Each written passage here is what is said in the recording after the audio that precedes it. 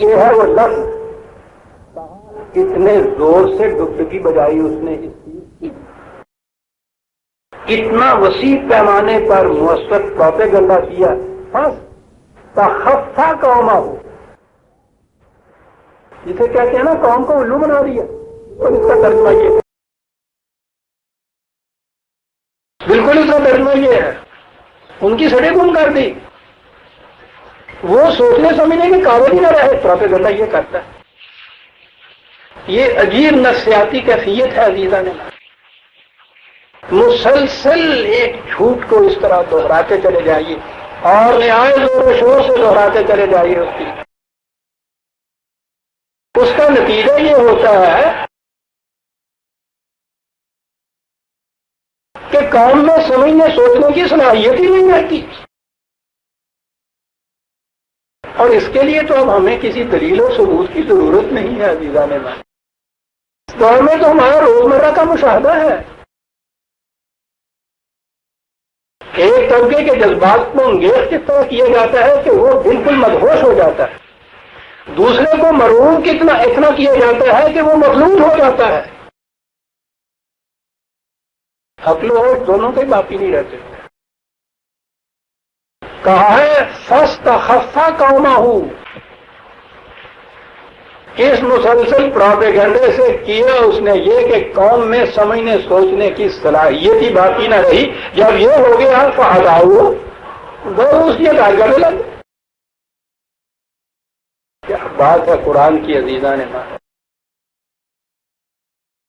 بات کر رہا ہے 4000 سال، اس زور و شور سے پروپیگنڈا اس نے کیا کہ ان کی عقل و فکر کو معوف کر دیا، نتیجہ فہداؤ وہ اطاعت کرنے پر مجبور ہو گئے۔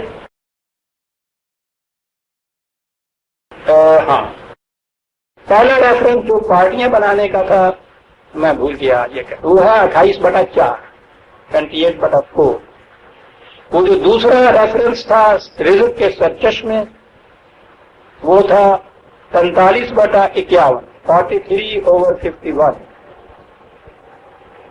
یہ اس تبدیلی کی برکت ہے، خیر روشی بھول گئے ہم۔ انا ربکم الاعلی وہ ہے 79/24، وہ جسے 79 میں بات کرتے ہیں، اور یہ جو ہے یہ ہے 43 یا 43/51 سے 54 تک۔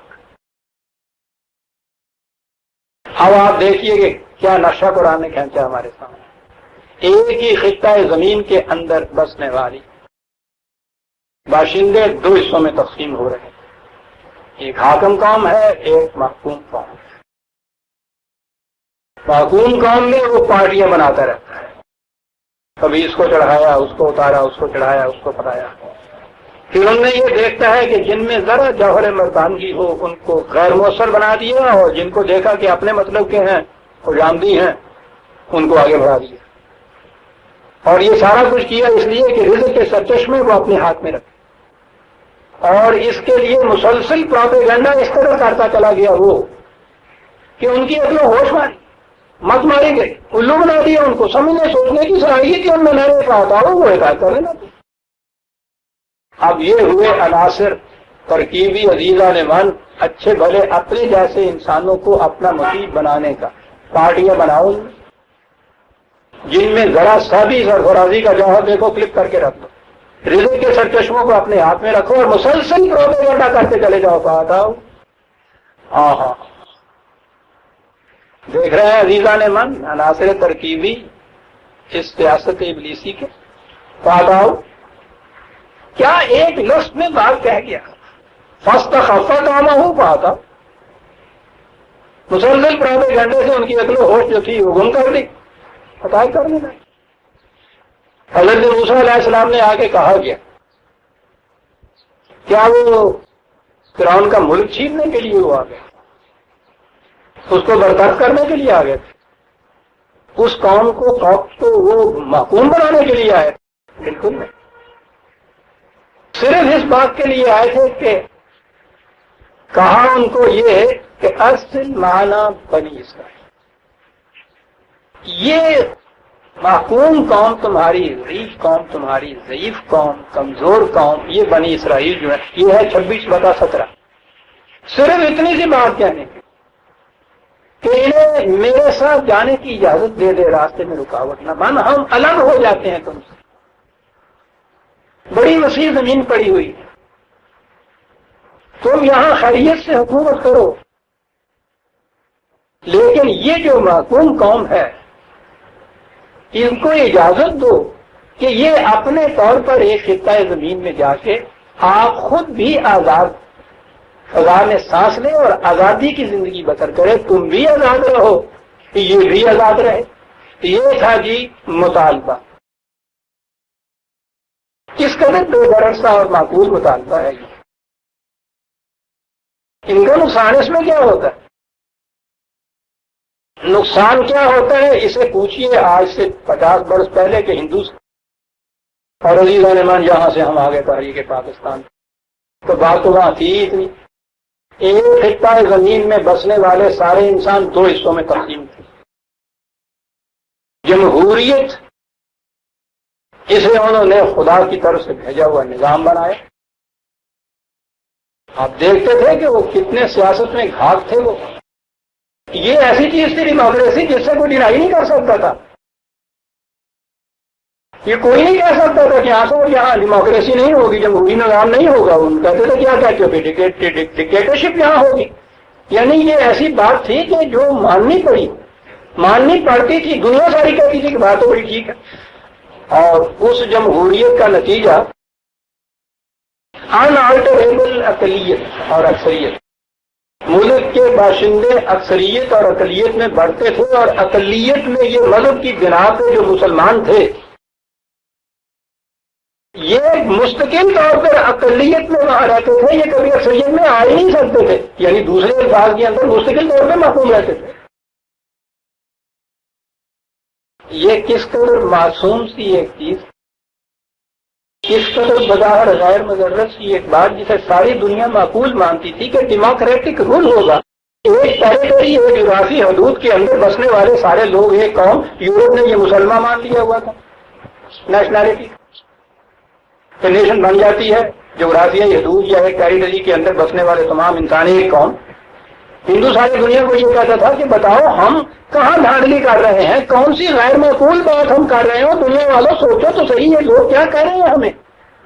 ساری دنیا کہتی تھی کہ بات ٹھیک کہہ رہے ہیں، ایک قوم، اور اس قوم کے اندر ہم یہ نہیں کہتے ہیں کہ یہ ہم ہندو حاکم رہیں گے، سوال ہی نہیں، ہم تو جمہوریت کہہ رہے ہیں، تو سیدھی بات۔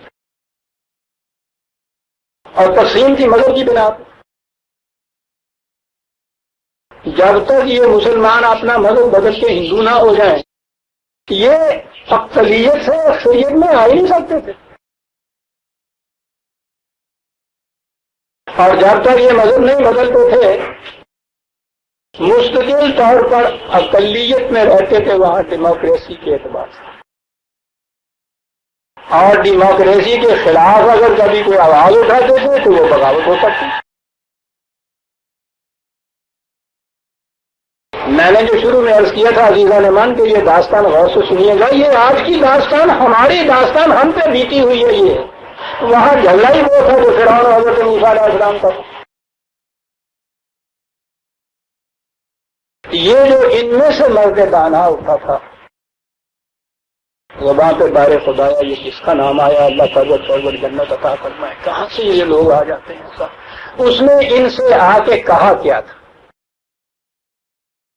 یہ جنہیں ہم قائد اعظم کے اس زمانے میں مسٹر محمد علی جناح کہتے تھے، کہا کیا تھا؟ وہی کہا تھا جو حضرت موسیٰ علیہ السلام نے فرعون سے کہا تھا، کہ انہوں نے کہا تھا کہ ارسل معنا بنی اسرائیل، اور بابا ان کو الگ ہونے کی اجازت دے دو، تم اپنے گھر میں خوشی خوشی بسو رسو، ان کو الگ ہو کے بسنے رسنے دو۔ بات تو یہی کہی تھی نا۔ کوئی فرعون بھی دنیا میں اس کی اجازت نہیں دے سکتا۔ عزیزان ایمان، آپ پھر درمیان میں کچھ میں آئی جاتی ہے، کیا کہوں اس دور کے اندر جو تھا، اس دور کے طلوع اسلام کو دیکھیے۔ یہ چیز تھی جو ہم پیش کرتے تھے طلوع اسلام کے روپ سے، کہ یہ ساری سیاست فرعونی ہے، صرف آج اس نے پردہ اور نقاب اور اوڑھ رکھا ہے، پردہ اور ڈال رکھا ہے، الفاظ اور تراش رکھے ہیں، ڈیموکریسی نام اس کا رکھا ہوا ہے، یہ فرعونی چیز ہے ساری۔ ہمارا مطالبہ کیا ہے؟ یہی کہ یہ خدا کے بندے۔ ابھی میں عرض کروں گا حضرت موسیٰ علیہ السلام نے کیا بات کہی تھی، دلیل کتنی معقول تھی، دلائل کے ساتھ یہ پیش کرتے تھے۔ فرعون کہتا تھا اپنے قوم سے، کہتا تھا کہ یہ اس کی بات سنیں، تمہیں معلوم ہے کہ یہ کون ہے، اس کی بات سنیں، قومہما لنا عابدون، یہ ہمارے معقول قوم کے فرد ہیں، ان کی یہ اس قابل نہیں کہ ان کی بات سنی جائے۔ یہی جواب ہمیں ملتا تھا تاریخ پاکستان میں۔ کس طرح استہزاء کے ساتھ جواہر لال نے کہا تھا کہ یہ اپنا مستقل الگ کلچر مانگتے ہیں اور اس کی حفاظت چاہتے ہیں۔ میں تو سمجھتا ہوں مسلمان کا کلچر ٹوٹی دار زوٹے اور علی گڑھ پجامے کے علاوہ کوئی ہے ہی نہیں۔ استہزاء، اس نے کہا تھا کہ ہندوستان کے اندر صرف دو قوتیں بستی ہیں، انگریز یا کانگریس، ہندو، یعنی وہ اس تیسری قوت کو قوت ہی نہیں مانتا تھا۔ شروع میں اتنا عرصہ اس کی کوشش کرتے رہے کہ مذاکراتی ہوں، بات جو ہے کہیں بیٹھ کے طے ہو۔ وہ کہتے تھے کہ صاحب یہ قوم اس قابل ہی نہیں ہے کہ ان سے کوئی بات کی جائے، قوم جو ہے وہ تو کانگریس ہے۔ یعنی فرعون نے کہا تھا کہ میں اس سے بات کیا کروں، اس شخص سے، قوم ہمارا نہ عابدون، وہ معقول قوم کا فرد اور اس قابل ہے کہ حاکم قوم کے فرد سے آ کے برابری کا دعویٰ کرے اور کہے کہ ہم سے بات کر لو، راؤنڈ ٹیبل کے اوپر بیٹھ کر۔ اس پہ جھگڑا رہا مجھ سے کہ بات ہی ان سے نہیں کی جا سکتی۔